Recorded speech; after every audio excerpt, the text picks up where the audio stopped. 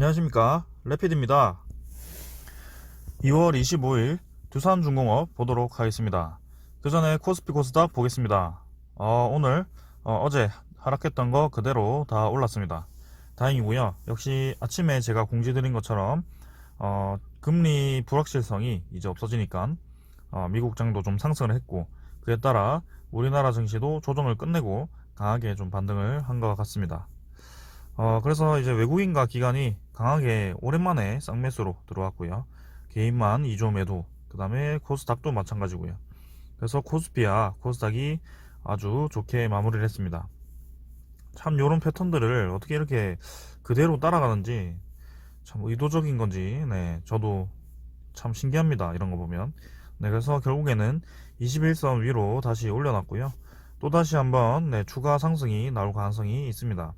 근데 여전히 이 큰 박스권에 들어있다고 생각을 하고 있고, 3200포인트를 넘어설 때 이제 다시 한번 코스피가 힘차게 위로 뻗어나가겠다라는 생각이 좀 들 것 같습니다. 일단 지금 이때와 같이 한번 이제 언덕에 멈춰서 좀 쉬고 있는 중이고요. 조정을 이대로 끝낼 수도 있겠다라는 생각이 좀 들긴 하는데, 오늘 잠깐 이 데이터를 좀 보시면 이 미국 10년물 채권 금리 상승이 또 이렇게 강하게 좀 올라가네요. 네. 금리를 이제 초저금리를 유지한다고 했지만 여전히 지금 강하게 올라가고 있고요. 지금 1.4달러를 돌파를 했습니다. 그래서 코로나 이전과 유사하게 지금 네, 올라왔고요. 채권 금리가 이대로 계속 급하게 좀 올라간다면 아무래도 초저금리를 유지한다고 했지만 시장 이런 투자자들 입장에서는 좀 부담스러울 수밖에 없습니다. 그래서 조금은 네, 좀 보수적으로 접근을 해야 될 필요가 있겠습니다. 완전히 지금 반등을 한다 이렇게 생각을 하시면 안 될 것 같고, 아직까지는 조금은 애매하구나 라고 생각을 좀 하시면 되겠습니다. 하지만 여전히 네, 어, 확실히 이제 기관과 외국인이 네, 들어왔고요. 강하게 외국인이 이제 이틀 연속 1조 6천억 정도를 들어오면서 좀 좋게 진행이 되었습니다. 환율도 뭐 이 정도면 괜찮고요. 네. 그래서 코스피는 그렇고 코스닥 같은 경우도 지금 강하게 반등을 해서 이 아래 봉을 거의 다 메웠고요. 다시 한번 61선과 21선 위로 좀 자리를 잡는 과정을 만들어야 될 것 같습니다. 이전에도 이렇게 이런 큰 양봉을 이기는 네, 잡아먹는 양봉이 큰 음봉을 이기는 양봉이 나왔을 때 더 올라가는 그런 현상이 있었기 때문에 다시 한번 올라갈 수 있는 그런 자리라고 생각을 하고 있습니다. 네, 그러면 여기까지 보고요. 증시는 두산중공업 보도록 하겠습니다. 두산중공업이 오늘 네, 어제 내린 만큼 올렸나요? 네, 어제 내린 것보다 100원도 올렸습니다. 다행이고요. 참 만원대까지 우여곡절 끝에 갔다가 다시 돌아왔습니다. 그래서 증시가 최근에는 이제 반등할 때 두산중공업은 반등하지 않는 그런 현상이 있었는데 오늘로서 그 현상은 깨버렸고요. 제가 공지에도 말씀드렸듯이 외국인 투자자가 오늘도 들어왔습니다. 네, 오늘 들어온지 안 오는지 좀 주시를 좀 했는데, 아침에 안 들어오는 듯 하다가 UBS와 JP모간이 같이 들어오는 것을 보고 저는 1600원에 200주를 추가 매수하였습니다. 뭐 이게 200주를 샀는데도 평단이 거의 뭐 한 400원인가 600원인가 내리더라고요. 네, 제가 높이도 샀습니다. 네, 그러고 지금 추가 매입을 하려다가 좀 기다렸는데 다른 종목 이제 시그네틱스라고 해서 제가 거기에 오늘도 조금 수익을 봤는데요. 그런 종목 좀 보다가 두산중공업이 이렇게 장 중간에 많이 올랐는지 못 봤습니다. 그래서 다행이고, 일단 좀 싼 가격에 더 매수를 했었으면 좋았을 뻔 했는데, 일단은 네, 다행히 241선과 멀어지고 다시 한번 조금 11,500원 이 궤도에 다시 들어왔습니다. 그래서 이번에는 21선 위로 좀 자리를 잡는 그런 상황이 나와야 될 것 같고요. 한번 돌파를 좀 강하게 해줬으면 좋겠습니다. 지금 투자자는 외국인이 3일 연속 매수를 하면서 지금 100 얼마죠? 120만 주 정도 순매수를 들어왔습니다. 130만 주죠. 네. 그래서 최근에 들어서 가장 강하게 들어온 것이 아닌가라는 생각이고, 오랜만에 이렇게 드디어 외국인 입장에서도 가격이 싸다고 생각이 들었나 봅니다. 그래서 서서히 이제 매수가 들어왔고, 이 JP모간이 사실은 두산중공업 유상증자 직전에 유상증자 가격 결정 시에 그 MSCI에서 상당히 많이 들어왔었거든요. 그때 200만 주 가까이 매수가 들어온 걸로 알고 있는데, 드디어 이제 얘들도 가격이 싸다고 좀 판단을 한 것 같습니다. 그래서 다시 한번 매수가 들어왔고요. 이 매일매일 장난치는 UBS도 어제에 이어서 오늘도 다시 들어왔고, 얘가 좀 공매도 세력으로 좀 의심이 되는데요. 네, UBS와 한국증권이 항상 좀 같이 다니는 그런 느낌이었는데, 이 311, 312 이렇게 매일매일 네, 호가창을 장난치는 그 세력의 주인공이 아닐까라는 조심스러운 추측을 하고 있었습니다. 일단 그래도 샀으니까 다행이고요. 이제는 12,000원대로 좀 자리를 잡고, 네, 주봉과 월봉도 다시 한번 네, 정배열을 해서 좀 좋게 진행을 했으면 좋겠습니다. 오늘 그래도 좋게 마무리돼서 다행이고요.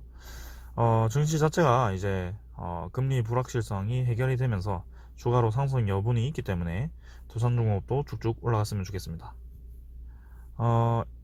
두산중공업 오늘 이제 72만 9천 주네요. 네, 이건 추정값이고 당일은 이제 72만 9천 주로 확정이 되었고요.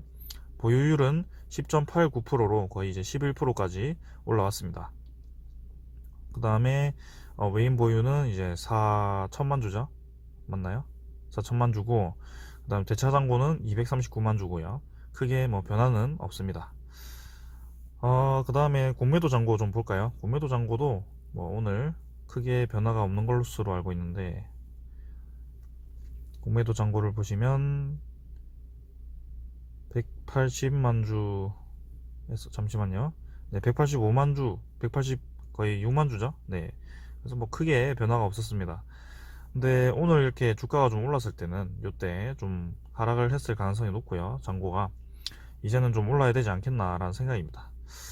그래서 241선까지 완전히 내려가지 않고 다행히 적절한 시점에 반등을 좀 했고요. 오늘은 이제 큰 뭐 별다른 기사는 없습니다. 그래서 기사에 대해서는 좀 생략을 하고, 이전에 제가 좀 두산중공업을 분석을 하면서 진행을 했던 그런 소스들이 좀 있습니다. 뭐 이런 거 자구아는 뭐 다들 아시고요. 이제 네, 유상증자일 때도 제가 설명을 좀 드렸었고, 그러고 보니 좀 보유한 지 오래되었네요. 네, SMR도 다 이제 SMR, 풍력, 에너지 이렇게 다 설명을 드렸습니다. 그 다음에 가스터빈, 네, 가스터빈도 그렇고요. 이제 자회사도 두산건설과 두산퓨얼셀, 이제 두산밥개까지 네, 다 설명을 드렸고, 그 다음 이제 대차잔고도 이제 많이 상환이 되었던 그 점을 설명을 드렸고요. 오늘 이제 제가 좀 얘기를 드리고자 하는 거는 이 인적 분할 후 매각 합병입니다. 사실은 이제 제가 이거를 지금 시간이 좀 없어가지고 막 자세하게 찾아보진 못했는데요. 대충 시나리오 정도만 좀 생각을 해봤습니다. 일단 뭐 거의 기정사실화 되었죠. 이제 두산인프라코아는 사업부만 떼서 현대중공업으로 매각하는 것으로 기정사실화 되었고요. 그 가격이 이제 8,500억으로 확정이 되었습니다. 그래서 주식이 이제 현대중공업으로 넘어갔고요. 나머지 이제 두산밥켓을 55%를 가진 지분을 가진 55% 맞죠? 네, 그래서 그 지분을 가진 회사를 설립을 해서 두산중공업 밑으로 가져오거나 아니면 흡수합병을 하겠다라는 것입니다. 그래서 이제 흡수합병을 하게 되면 좀 이 주가나 이런 게 어떻게 되는지 좀 궁금하죠? 그래서 흡수합병을 하게 되면 당연히 저는 두산중공업에는 좋을 거라고 보고 있습니다. 재무가 개선이 될 거고요. 네. 또 한 가지 또 생각한 게 있는데, 그게 뭐 맞는지는 모르겠습니다만 여러분들과 좀 토론을 해보고 싶네요. 제가 좀 말씀을 드리면 거기에 대해서 좀 틀린 말이 있으면 좀 수정을 해주시고요. 지금 한번 얘기를 좀 해보겠습니다. 일단 두산밥켓은 뭐 우량 기업이라 다들 아시죠? 국민연금공단이 10% 가지고 있고 블랙록 지분도 더 늘렸습니다. 그 다음에 뭐 배당도 받고요. 자회사로부터. 비전도 이제 컴팩터 네, 이런 중장비 기업 장비들이 잘 팔리고 있어서 비전도 좋습니다. 자, 그러면 이전에도 이제 두산중공업 밑에 두산엔지니어라는 회사를 흡수 합병을 한 적이 있습니다. 이 경험이 있는데요. 두산 엔진 사업부를 분할을 해서 매각을 하고 나머지 이제 어, 네 나머지를 가져와서 두산중공업 밑으로 흡수합병을 해버렸습니다. 그때 비율은 이제 1대 0.27이고요. 두산엔진 지분 47% 전량을 사모펀드 소시아스 웰투시 컨소시엄에 822억 원을 받고 매각을 했습니다. 지금 상황은 비슷합니다. 사업부를 이제 8,500억에 매각을 했고요. 두산 밥캣 지분을 이제 좀 해결을 해야 되는데 그때 어떻게 움직이는지. 그때 이제 두산중공업의 주가는 인적 분할 이후 흡수합병 발표 이후에 상승을 했고요. 요때 이렇게 상승해 버렸습니다. 그래서 저는 이렇게 기대를 좀 하고 있고 흡수합병이 될지 안 될지는 모르겠습니다만 오늘 이제 좀 흡수합병에 대해서 기사를 좀 찾아보았습니다. 그래서 보시면 일단 두산중공업 엔진에 이 두산중공업과 두산중공업 엔진이죠. 분할 합병 시에 매각 효과 기대가 된다고 합니다. 그래서 양사 윈윈이 된다고 그때 이제 2008년에 3월에 나왔던 기사고요. 이제 둘 다 이제 이 매각 이슈로 인해서 둘 다 주가가 상승하게 됩니다. 그래서 합병 매각이 이제 양사에 둘 다 긍정적으로 이 영향을 미칠 거라고 예측을 한 거고요. 그래서 이때는 이제 0.27대 1로 두산중공업으로 이제 흡수 합병이 되었습니다.